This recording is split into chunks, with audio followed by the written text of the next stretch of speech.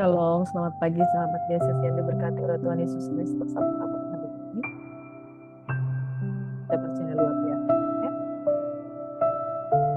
Kemurahan Tuhan lebih dari hidup dalam kehidupan kita. Oleh sebab itu pagi hari ini dengan angkat syukur kita di hadapan Tuhan, mari kita satu dalam doa. Terima kasih buat pagi hari ini, hari yang diberkati Tuhan. Bawa pujian penyembah kami ke tangan-Mu di dalam nama Yesus Tuhan. Darah Allah yang menguatkan kami.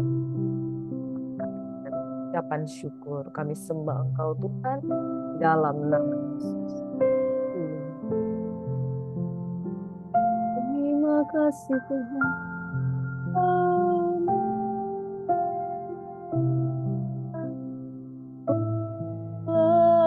Lebih darimu.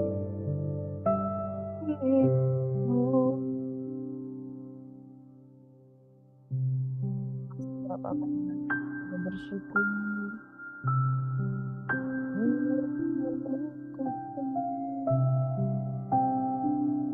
Makasih Tuhan. Terima kasih Tuhan. Thank you Jesus. Kami mau lebih lagi Tuhan. Menyanyikan pujian syukur. Hanya bagi kemuliaan-Mu Tuhan.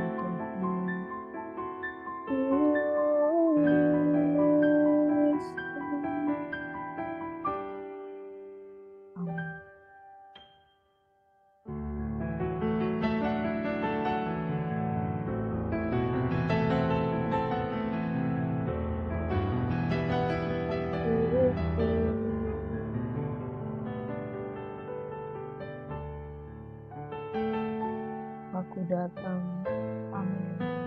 Kami mau menyembah Engkau Tuhan. Menyembah-Mu.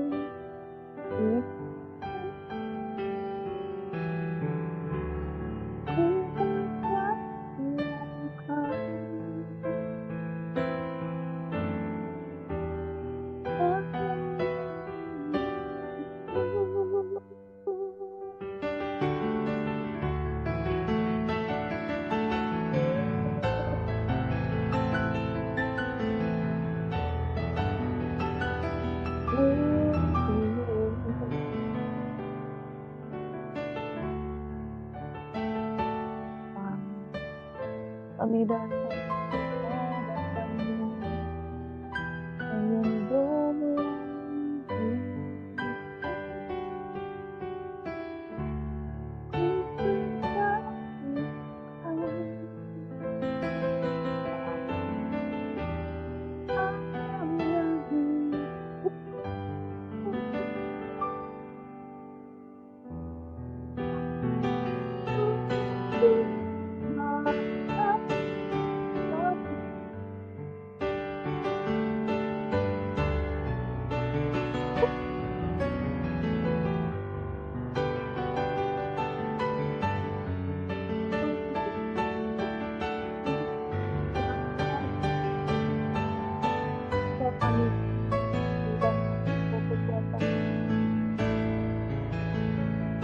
Kami nyanyi haleluya, haleluya, kami nyanyi haleluya, sungguh Kau hebat, ajaib buatan-Mu.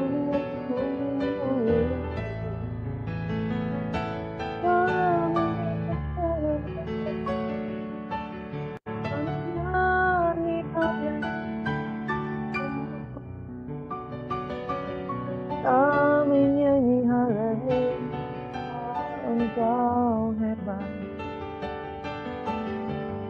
Engkau berkuasa berbuat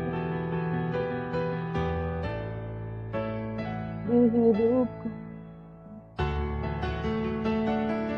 Kami melaksanakannya di dalam nama Yesus.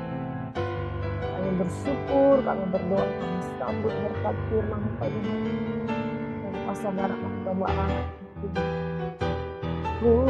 Tak usah kami takut, Tuhan. Tak usah kami khawatir ketika Engkau beserta dengan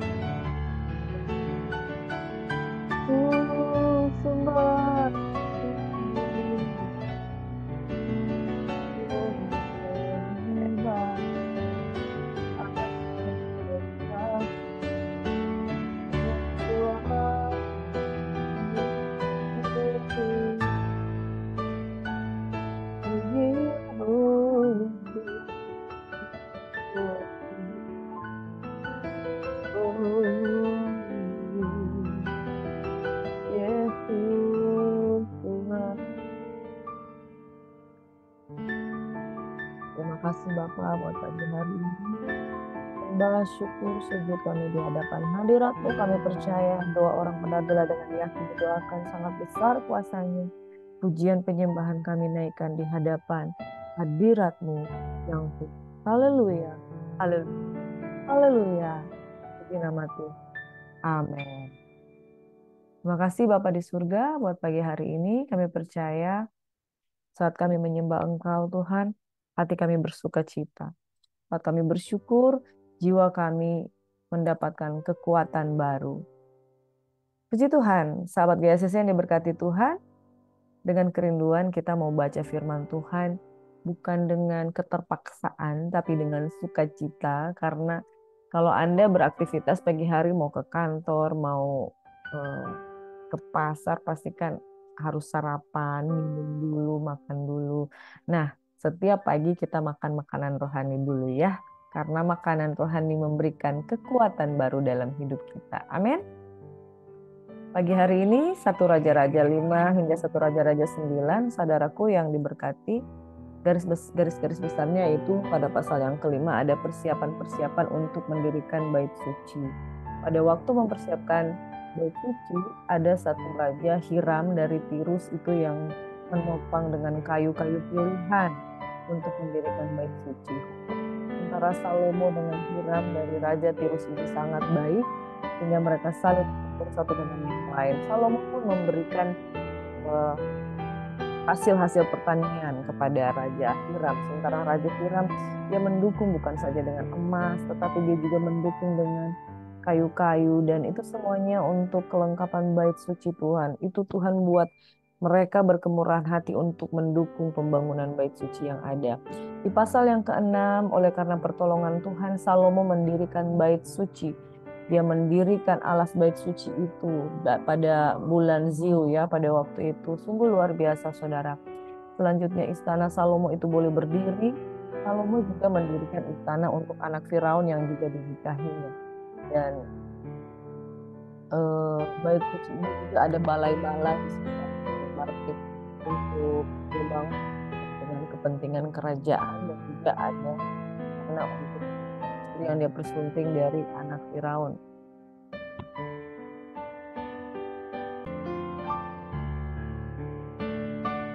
Dan ada benda-benda logam bait suci, benda-benda logam bait suci ini di pasal yang itu ada juga seorang yang bernama Hiram juga yang membantu Salomo untuk benda-benda logam bait suci. Benda logam bait suci itu sangat banyak, beragam perak, khususnya emas. Jadi bait suci yang paling mewah pada zaman Salomo itu terdiri dari berbagai macam logam mulia. Pada pasal yang ke-8, sukacita dari bangsa Israel di dalam kepemimpinan dan kepiawaian dari Salomo. Salomo diberikan anugerah untuk memiliki hubungan dengan berbagai pemimpin. Juga ada dukungan-dukungan yang luar biasa. Kemudian selama 13 tahun bait suci ini didirikan, kemudian tabut perjanjian dipindahkan dan kemudian Tuhan memenuhi bait suci. Orang-orang gitu, awan yang mulia, awan yang putih. Selama 13 tahun tidak ada kendala yang berarti yang dihadapi oleh Salomo. Semuanya dibangun dengan keteraturan, semuanya dibangun dengan lancar oleh karena pertolongan Tuhan. Sebab Tuhan sendiri yang sudah menetapkan sejak Nabi Nathan memperkatakan nubuatan kepada Raja Daud bahwa dari keturunanmu lah yang akan mendirikan bait suci, mendirikan tempat Tuhan untuk menyatakan hadirat. Saudara, Tuhan akhirnya memang menepati janjinya kepada Daud sebagaimana yang dia ungkapkan. Bahwa melalui keturunan dan melalui Salomo, anak dari Bathsheba, seseorang yang pernah membuat Daud jatuh dalam dosa. Tapi karena pertobatan sejati, kekudusan, ketahiran, hati yang dimurnikan oleh Tuhan, Daud bertobat dan dari justru kebutuhan yang Tuhan angkat dia, mempermuliakan nama Tuhan lewat putra dari Bathsheba itu sendiri. Saudara, pada pasal 8 ayat 22 hingga 53, Salomo berdoa mohon berkat daripada Tuhan, dan Salomo berdoa setiap orang yang berkiblat di bait berkiblat kepada Tuhan di bait akan mendapat pertolongan, ampunan, penguatan, bahkan dijauhkan dari musuh. Salomo mohon berkat jadi tempat Tuhan berdiam dan akan kemuliaan serta Tuhan mendengarkan doa-doa dari Tuhan. Sebenarnya sekali lagi doa Salomo adalah meminta untuk kepentingan bangsa yang dikasihi oleh Tuhan, sehingga Tuhan sangat bersuka cita dengan kita. Pada pasal yang ke-8 ayat 54 hingga ayat 61 ada berkat dan pujian yang dinaikkan Salomo di hadapan Tuhan, dan berkat dan pujian ini kemudian diberikan untuk umat Israel pada waktu itu. Nah, saudara yang diberkati oleh Tuhan kita Yesus Kristus, pada pasal 8, 62 hingga 66 dikatakan tentang korban pentahbisan dan perayaan. Jadi pada waktu korban pentahbisan dan perayaan itu Salomo itu sangat boros sekali. Salomo sangat boros sekali di dalam menyediakan korban-korban bakaran, ya saudara. Yang disediakan di situ ya mempersembahkan korban bakaran, korban sajian, dan segala lemak korban keselamatan. Sebab mesbah tembaga yang di hadapan Allah itu terlalu kecil untuk memuat korban bakaran, korban sajian itu, karena yang dipersembahkan itu ada 22.000 ekor lembu sapi. Waduh, itu kalau biasanya orang merayakan hari raya kurban di seluruh dunia mungkin terkumpul itu ya 22.000 ekor lembu sapi dan 120.000. Jadi 22.000 dan 120.000 ekor kambing. Demikianlah raja dan segenap raja mentahbiskan rumah Tuhan itu. Jadi itu dia boros sekali dengan korban bakaran karena ingin memberikan yang terbaik. Nah, segala sesuatu kalau orang memberikan yang terbaik itu kadang berlimpah-limpah apa yang dipersembahkan kembali untuk Tuhan. Dan pada hari itu juga raja menguduskan pertengahan pelataran yang di depan rumah Tuhan. Sebab disitulah ia mempersembahkan korban bakaran, korban sajian, dan segala lemak korban keselamatan. Sebab mesbah tembaga yang di hadapan Tuhan itu terlalu kecil untuk memuat korban bakaran dan korban sajian dan segala lemak korban keselamatan itu. Lalu Salomo mengadakan perayaan pada waktu itu juga di hadapan Tuhan Allah kita selama 7 hari bersama-sama dengan seluruh Israel. Suatu jemaah yang besar dari jalan masuk ke Hamat sampai sungai Mesir. Pada hari yang ke-8 disuruhnyalah bangsa itu pergi, maka mereka memohon berkat untuk raja. Lalu pulang ke kemah mereka sambil bersuka cita dan bergembira atas segala kebaikan yang telah dilakukan Tuhan kepada Daud hambanya dan kepada orang Israel umatnya. Di pasal yang 9 ketika Salomo selesai mendirikan rumah Tuhan dan istana raja dan membuat segala yang diinginkan, maka Tuhan menampakkan diri kepada Salomo untuk kedua kalinya seperti ia sudah menampakkan dirinya di Gibeon. Jadi saudara yang diberkati oleh Tuhan kita Yesus Kristus, Tuhan menampakkan diri kepada Salomo yang pertama pada waktu Salomo memohon hikmat di Gibeon. Yang kedua, Tuhan menampakkan diri kepada Salomo pada saat Salomo selesai mempersembahkan korban di hadapan Tuhan, selesai mendirikan rumah Tuhan dan istana raja dan segala sesuatu yang diinginkan. Lalu firman Tuhan berkata, telah kudengar doa dan permohonanmu yang kau sampaikan di hadapanku, aku telah menguduskan rumah yang kau dirikan ini untuk membuat namaku tinggal di situ sampai selama-lamanya, maka mataku dan hatiku akan di situ sepanjang masa. Itu di 1 Raja-Raja 9 ayat yang ke-3. Mengenai engkau, jika engkau hidup di hadapanku sama seperti Daud ayahmu dengan tulus hati dan dengan benar, dan berbuat sesuai dengan segala yang kuperintahkan kepadamu, dan jika engkau tetap mengikuti segala ketetapan dan peraturanku, maka aku akan meneguhkan tahta kerajaanmu atas Israel untuk selama-lamanya, seperti yang telah kujanjikan kepada Daud ayahmu dengan berkata, keturunanmu tak akan terputus dari tahta kerajaan Israel. Nah, saudara yang diberkati oleh Tuhan kita Yesus Kristus, demikian Tuhan berjanji kepada Salomo bahwa dia tidak akan membuat terputus keturunannya dari tahta kerajaan Israel. Ini menunjukkan janji Tuhan itu menuju kepada Mesias, Sang Juru Selamat, itu yang akan lahir.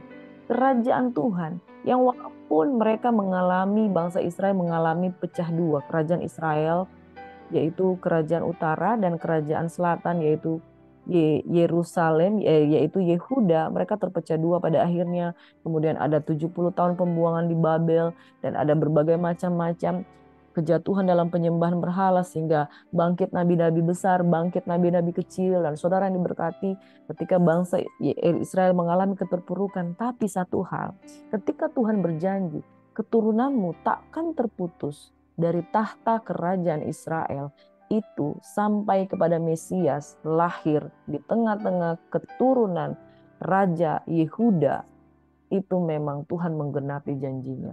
Nah, saudara yang diberkati oleh Tuhan kita Yesus Kristus, saya mau katakan bahwa Alkitab ini ya dan amin.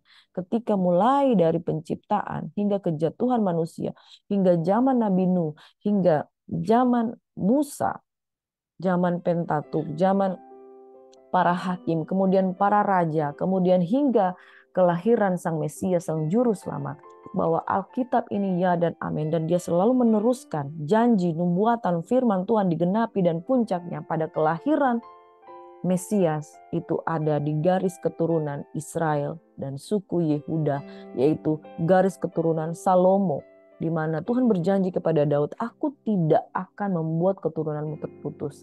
Ayat 6 dikatakan di 1 Raja-Raja 9, tetapi jika kamu ini dan anak-anakmu berbalik daripadaku dan tidak berpegang pada segala perintah dan ketetapanku yang telah kuberikan padamu dan pergi beribadah kepada Allah lain dan sujud menyembah kepadanya, aku akan melenyapkan orang Israel dari atas tanah yang telah kuberikan kepada mereka dan rumah yang telah kukuduskan bagi namaku itu. Dan memang betul terjadi saudara bahwa bait suci Salomo itu kemudian mengalami kehancuran.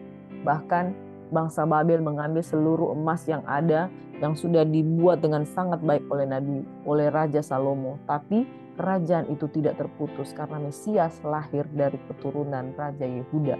Akan kubuang dari hadapanku, maka Israel akan menjadi kiasan dan sindiran di antara segala bangsa. Dan rumah ini akan menjadi reruntuhan sehingga setiap orang yang lewat akan tertegun, bersuit dan berkata, apakah sebabnya Tuhan berbuat yang demikian kepada negara ini, negeri ini, dan kepada rumah ini? Maka orang akan berkata, sebab mereka meninggalkan Tuhan Allah mereka yang membawa nenek moyang mereka keluar dari tanah Mesir, dan sebab mereka berpegang kepada Allah lain dan sujud menyembah kepadanya dan beribadah kepadanya, itulah sebabnya Tuhan mendatangkan segala malapetaka ini ke atas mereka. Namun yang saya mau katakan sekali lagi, bahwa keturunan ini tidak terputus, bahkan Mesias itu lahir di keturunan suku Yehuda. Yang kedua, berbicara soal rumah Tuhan. Sejak awal Tuhan mengatakan bahwa dia tidak tinggal di rumah buatan manusia, tetapi oleh karena Daud yang menginginkan membuat bait suci, dia berkenan. Tetapi bukan Daud sendiri yang akan membuat bait suci ini, tetapi anaknya Salomo. Dengan satu perjanjian, jika mereka dengan sungguh-sungguh melakukan ketetapan dan tidak meninggalkan Allah, maka mereka akan dipelihara Tuhan. Tuhan akan selalu mendengar doa mereka. Tetapi jika mereka meninggalkan, maka rumah itu akan menjadi reruntuhan. Namun satu hal saudara yang diberkati, rumah ini tidak selama-lamanya menjadi reruntuhan. Sebab di dalam 1 Korintus 3 ayat 16, Tuhan mendirikan kembali bait sucinya, yaitu engkau dan saya.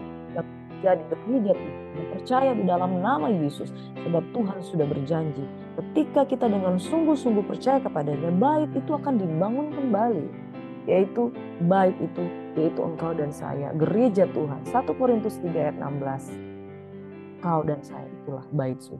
Itu sebabnya saya mau katakan saudara, firman Tuhan, Alkitab itu ya dan amin. Tidak sekalipun Alkitab itu tidak digenapi, atau tidak sekalipun Alkitab firman Tuhan itu tidak ada kebenaran di dalamnya. Nah, saudara yang diberkati oleh Tuhan kita Yesus Kristus, satu hal yang saya mau katakan, bahwa bait suci Salomo itu berdiri di atas satu bukit yang bernama Moria.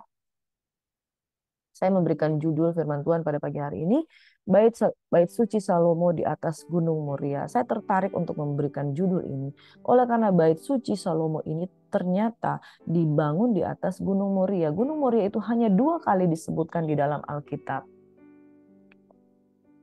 Diceritakan di sini tentang bait suci Salomo. Ini bait suci Salomo ini kalau di dalam bahasa Ibrani dikatakan Beit Hamikdas. Sebut sama-sama dengan saya, Beit Hamikdas. Itu juga disebut sebagai bait pertama, bait suci pertama, bait Allah pertama, atau Haikal Sulaiman. Menurut kitab suci adalah bait suci pertama yang dimiliki oleh umat Yahudi kuno di Yerusalem. Kalau di zaman Musa itu kemah suci. Jadi kemah itu tidak dibuat permanen. Tetapi kalau bait suci itu dibuat permanen dengan batu-batu yang disusun. Bait ini digunakan untuk pemujaan dan pengorbanan yang disebut korbanot dalam Yahudi kuno. Kuil ini diselesaikan pada abad ke-10 sebelum Masehi dan dihancurkan oleh bangsa Babilonia pada tahun 586 sebelum Masehi. Rekonstruksi kuil di Yerusalem yang terlaksana selama tahun 516 sebelum Masehi sampai 70 Masehi adalah bait kedua. Salomo mulai mendirikan bait Allah di Yerusalem di Gunung Moria ya. Itu ada di 2 Tawarik 3 ayat 1. 2 Tawarik 3 itu dengan 1 Raja-Raja merupakan kitab yang disandingkan. Tetapi 2 Raja-Raja itu mengisahkan tentang raja-raja, kalau 2 Tawarik itu khusus mengisahkan tentang keturunan dari kerajaan Yehuda. Saudara yang diberkati oleh Tuhan Yesus Kristus, Salomo mulai mendirikan bait Allah di Yerusalem di Gunung Moria. Di Gunung Moria ini di mana Tuhan menampakkan diri kepada Daud ayahnya di tempat yang ditetapkan Daud, yakni di tempat pengirikan Ornan orang Yebus. Tempat ini terletak di sebelah utara kota Daud. Nah, masa pembangunannya dalam Alkitab Ibrani dan Perjanjian Lama di Alkitab Kristen yaitu kitab 1 Raja-Raja pasal 6. Dikatakan Raja Salomo membangun bait Allah ini selama 7 tahun. Dimulai dari bulan kedua pada tahun ke-4 pemerintahannya dan selesai pada bulan ke-8 pada tahun yang ke-11. Catatan-catatan tersebut antara lain terjadilah pada tahun ke-480 sesudah orang Israel keluar dari tanah Mesir, pada tahun ke-4 sesudah Salomo menjadi raja atas Israel dalam bulan Ziu, yakni bulan yang kedua, maka Salomo mulai mendirikan rumah bagi Tuhan. Tahun ke-4 pemerintahan Salomo menurut ahli arkeologi adalah pada tahun 966 sebelum Masehi. Dalam tahun yang ke-4 dalam bulan Ziu diletakkan dasar rumah Tuhan. Dasar rumah Tuhan itu pondasi ya. Dan dalam tahun yang ke-11 dalam bulan Bul, yaitu bulan ke-8. Selesailah rumah itu dengan segala bagian-bagiannya dan sesuai dengan segala rancangannya. Jadi 7 tahun lamanya ia mendirikan rumah itu. Tahun ke-11 pemerintahan Salomo menurut ahli arkeologi adalah pada tahun 960. Nah saudara, terkait wilayah Moria. Di atas wilayah Moria atau Gunung Moria saat ini ya terdiri beberapa bangunan yang dikenal di antaranya Tembok Ratapan, Masjid Al-Aqsa, dan Dome of the Rock. Dome of the Rock atau kubah Chakra atau kubah batu adalah sebuah bangunan persegi 8 berkubah emas. Dalam kepercayaan Yahudi, di dalam Dome of the Rock terdapat sebuah batu yang disebut sebagai batu pondasi. Batu tersebut dipercaya persis sebagai lokasi Abraham saat hendak menyembelih. Jadi saudara, di Alkitab hanya tercatat 2 kali tentang Moria. Yang mana Moria itu Bukit Moria tempat Abraham mempersembahkan Ishak, dan yang kedua tempat Salomo membuat bait suci. Moria merupakan tempat terjadinya penyatuan surga dan bumi, yaitu pernyataan kemahakuasaan Tuhan dan ketaatan yang besar dari Abraham. Jadi Moria itu mengandung makna. Di sana Tuhan menyediakan, di sana Tuhan meneguhkan perjanjian, dan di sana Tuhan betul-betul menguji antara iman Abraham menjadi sebuah kebenaran ketika dia bertindak. Nah, saudara yang diberkati oleh Tuhan Yesus Kristus, Alkitab adalah firman Allah. Alkitab adalah buku suci yang dipercaya oleh orang Kristen, dan bagi setiap orang yang percaya kepada firman yang tercatat di dalamnya, kepadanya akan ada kebenaran. Jadi saudara, iman timbul dari pendengaran akan firman Tuhan, dan iman itu bukan hanya didengar tapi dilakukan. Iman Abraham yang menjadi kata kunci bagaimana Tuhan berperkara kepada bangsa Israel dan sampai kepada Salomo. Bukit Moria itu tanpa disengaja menjadi sebuah tempat untuk penggenapan bahwa di tempat ini persembahan dimulai untuk bangsa Israel. Dan di tempat ini persembahan diberikan 22.000 ekor lembu dan 120.000 kambing domba. Wow saudara, ini luar biasa. Moria adalah gambaran sentral rencana Allah untuk menyelamatkan manusia yang berdosa, dan oleh karena kasih Allah dengan mengorbankan domba Allah. Saudara, jadi Alkitab itu adalah saling meneguhkan satu dengan yang lain. Ketika ratusan tahun sebelumnya, atau mungkin ribuan tahun sebelumnya, ratusan tahun sebelumnya, Abraham sudah mempersembahkan Ishak. Dan di saat Salomo mendirikan bait suci, dia mempersembahkan lembu, kambing, domba, ribuan banyaknya, untuk menjadi peneguhan bahwa korban keselamatan itu memberikan penyembahan terbaik di hadapan Tuhan. Dan itu yang berkenan di hadapan Tuhan, saudara.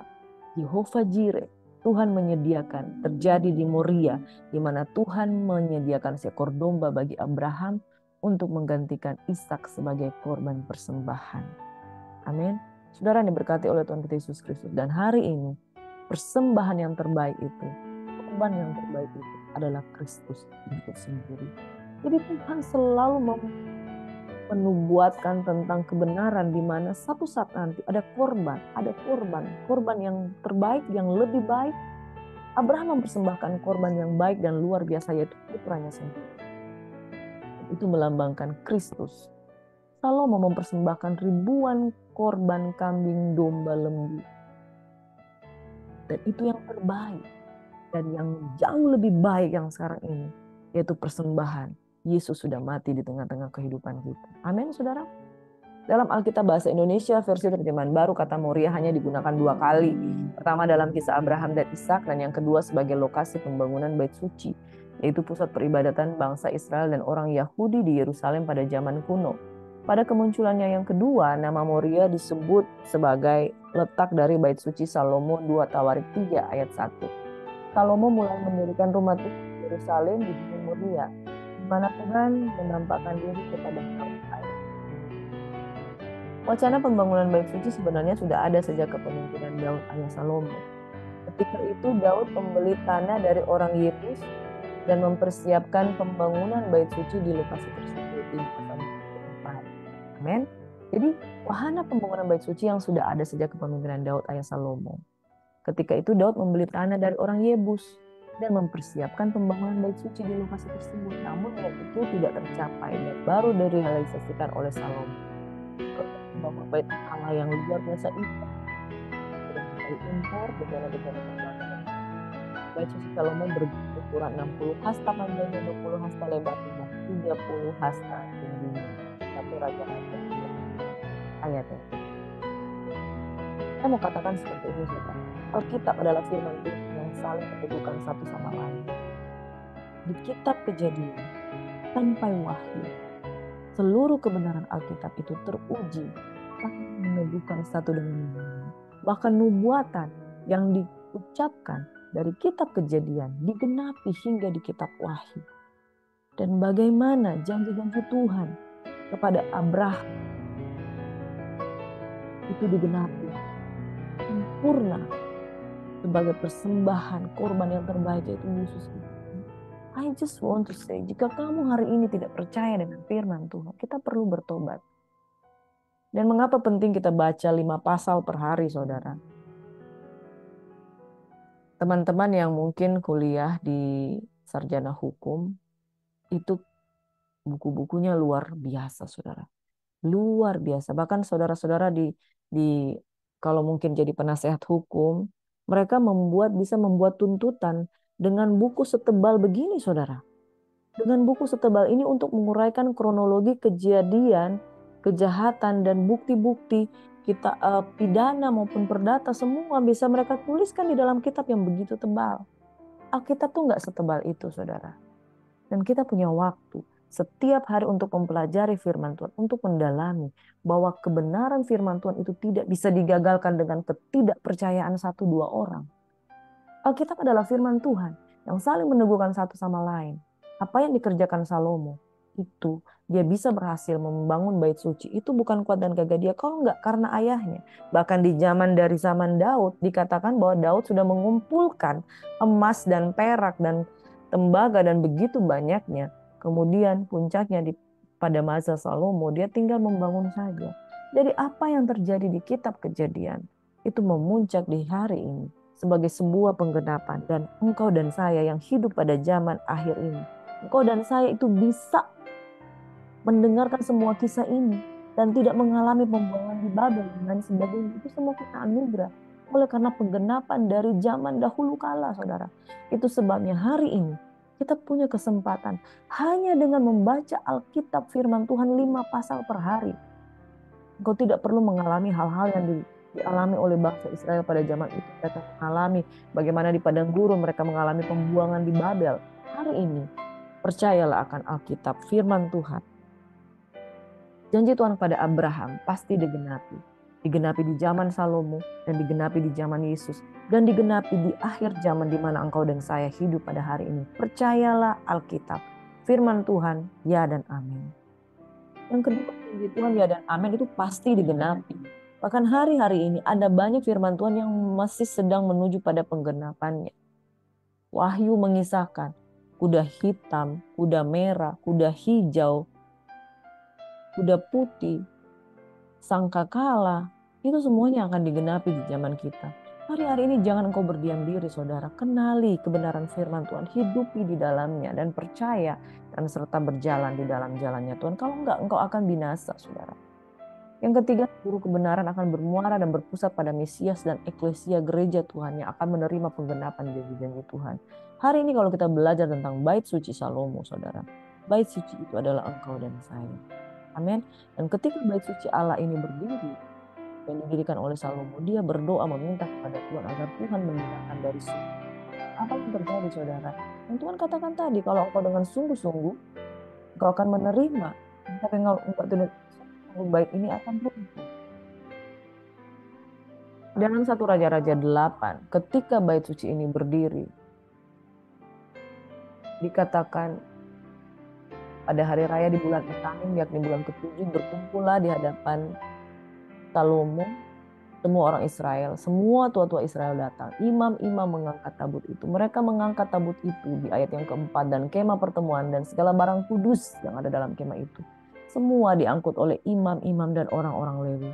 Tetapi Raja Salomo dan segenap umat Israel yang sudah berkumpul di dalamnya berdiri bersama-sama dengan dia di depan tabut itu dan mempersembahkan kambing, domba, lembu, sapi yang tidak terhitung dan tidak terbilang banyaknya. Kemudian imam-imam membawa tabut perjanjian Tuhan itu ke tempatnya di ruang belakang rumah itu, di tempat maha kudus, tempat di bawah sayap-sayap kerub. Sebab kerub-kerub itu mengembangkan kedua sayapnya di atas tempat tabut itu, sehingga kerub-kerub itu menudungi tabut serta kayu-kayu pengusungnya dari atas. Kayu-kayu pengusu itu demikian panjangnya, sehingga ujungnya kelihatan dari tempat kudus yang di depan ruang belakang itu, tetapi tidak kelihatan dari luar, dan dari situlah tempatnya sampai hari ini.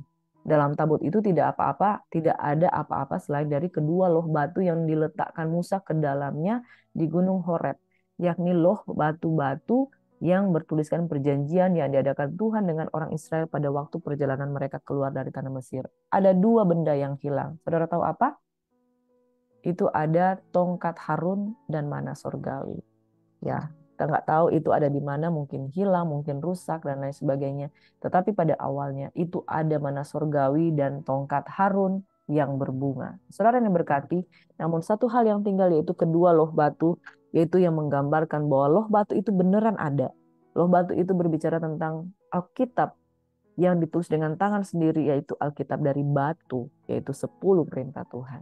Ketika imam-imam keluar dari tempat kudus, datanglah awan memenuhi rumah Tuhan, sehingga imam-imam tidak tahan berdiri untuk menyelenggarakan kebaktian oleh karena awan itu, sebab kemuliaan Tuhan memenuhi rumah Tuhan. Sampai di sini kita berhenti, dan saudara, kemuliaan yang pernah terjadi di Gunung Sinai itu terulang kembali, bagaimana Tuhan menyatakan kemuliaannya di tengah-tengah bangsa Israel. Pada waktu itu berkatalah Salomo, Tuhan telah menetapkan matahari di langit, tetapi ia memutuskan untuk diam dalam kekelaman. Sekarang aku telah mendirikan rumah kediaman bagimu, tempat engkau menetap selama-lamanya.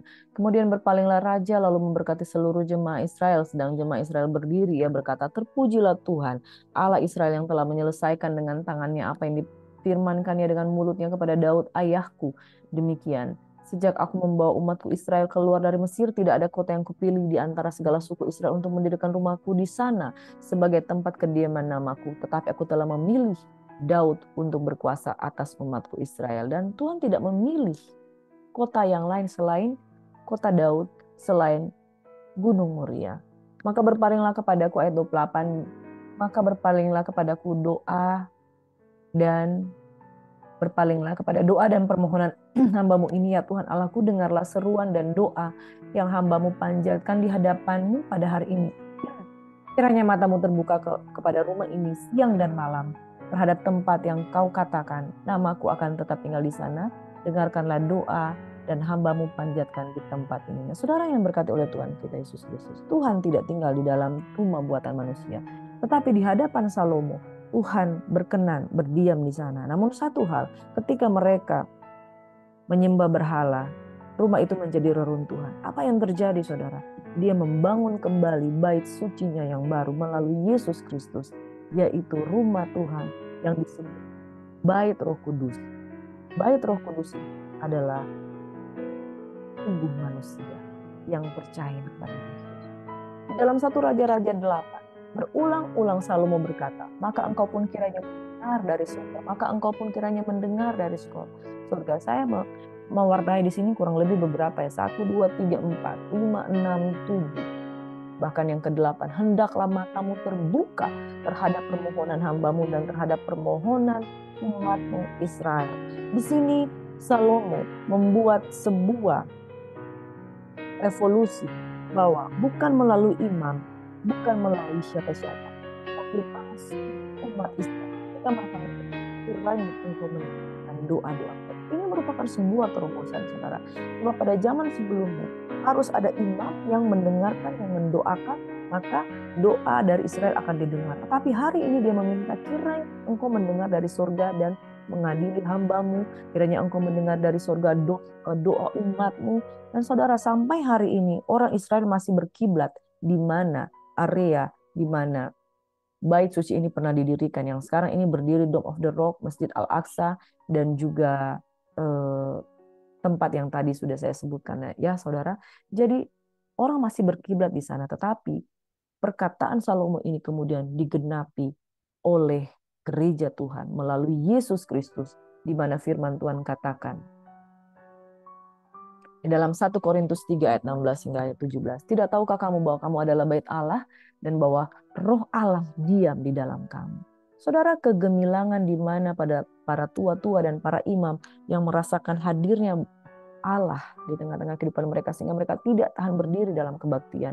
Hal yang sama ketika umat Israel mengalami hadirat Tuhan di padang gurun Sinai, di gunung Sinai, mereka menikmati roh Allah yang melawat kehidupan mereka.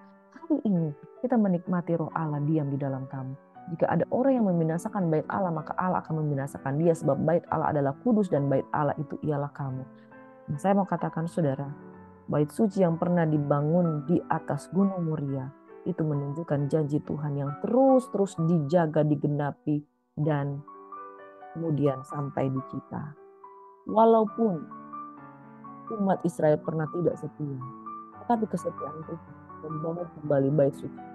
Hingga pada hari ini, bait suci Salomo yang megah yang pernah ada, bahkan tidak bisa menggantikan bait suci yang hari ini dikerjakan oleh Roh Kudus di tengah-tengah kehidupan kamu. Yaitu bait suci oleh karena korban, bukan puluhan ribu korban lembu, bukan puluhan ribu, ratusan ribu kambing domba, tetapi oleh satu korban, satu kali untuk selama-lamanya, yaitu Yesus Kristus Tuhan. Hari ini saya mau katakan patutlah kita bersyukur oleh karena kemegahan bait suci yang dulu pernah dialami Salomo itu digenapi di dalam kehidupanmu.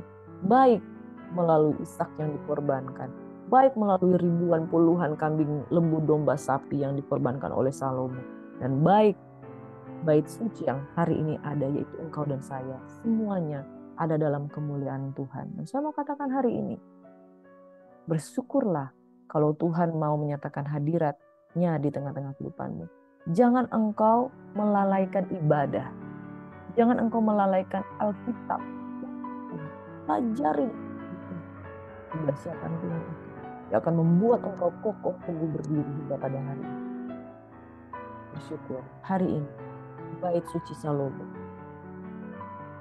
yang indah itu tidak lebih indah daripada bait suci yang dikerjakan oleh Allah Roh Kudus, itu kamu. Hari ini saya akan tutup dengan sebuah pertanyaan. Sudahkah engkau menjaga bait suci itu? Sudahkah engkau menjaga bait suci Roh Kudus? Atau engkau masih pelihara dengan asap-asap dari luar, yaitu asap rokok dan lain sebagainya? Saudara, kuduslah kamu, sebab aku kudus, demikian firman Tuhan. Hari ini kemuliaan bait suci Salomo itu bisa kita nikmati. Pada waktu kita mempersembahkan pujian penyembahan di hadapan Tuhan, kita tidak akan tegak berdiri kalau hadirat itu sungguh-sungguh hadir dalam kehidupan kita. Itu sebabnya pesan saya hari ini, jaga kekudusan, jaga bait suci Roh Kudus, dan jangan meninggalkan kesetiaanmu. Pelajari firman Tuhan dan sadari bahwa kita membutuhkan kekuatan untuk terus percaya dan melakukan kebenaran firman Tuhan. Puji nama Tuhan. Mari satu dalam doa. Tuhan kiranya memberkati kehidupan kami. Kami belajar tentang bait suci Salomo yang berdiri di atas Bukit Moria, dan ternyata semua janji Tuhan digenapi satu demi satu, dan begitu tergenapi puncaknya adalah di dalam Yesus Kristus yang sudah kami nikmati hari ini, keselamatan di dalam Tuhan. Ajar kami untuk menjaga bait suci-Mu Tuhan, untuk tidak meninggalkan Tuhan perbuatan tangan-Mu. Ajar kami ketika kami menghadap Tuhan, dengan bait suci adalah kami di dalam Kristus. Kami membawa doa-doa kami dan kami percaya Engkau Tuhan yang menjawab segala doa dan permohonan kami. Dan kami percaya doa Salomo memberkati Israel, doa yang sama Tuhan juga memberkati kehidupan kami. Tuhan kiranya memberkati dan melindungi kami, dan mata kami tertuju kepada rumah-Mu Tuhan, tempat kediaman-Mu, di bait suci di mana Kau Kudus berdiam, beracara, bekerja dahsyat dan luar biasa. Terima kasih Bapa di surga, ini doa dan harapan kami. Kami boleh bertumbuh menjadi anak-anak kerajaan yang menjaga bait suci dalam kekudusan, tidak mencemarkan dengan rokok, tidak mencemarkan dengan hal-hal najis, tidak mencemarkan dengan hal-hal yang tidak berkenan kepadamu. Dalam nama Yesus Tuhan, kami berdoa dan mengucap syukur. Haleluya. Shalom. Tuhan Yesus memberkati. Selamat beraktivitas. God bless you.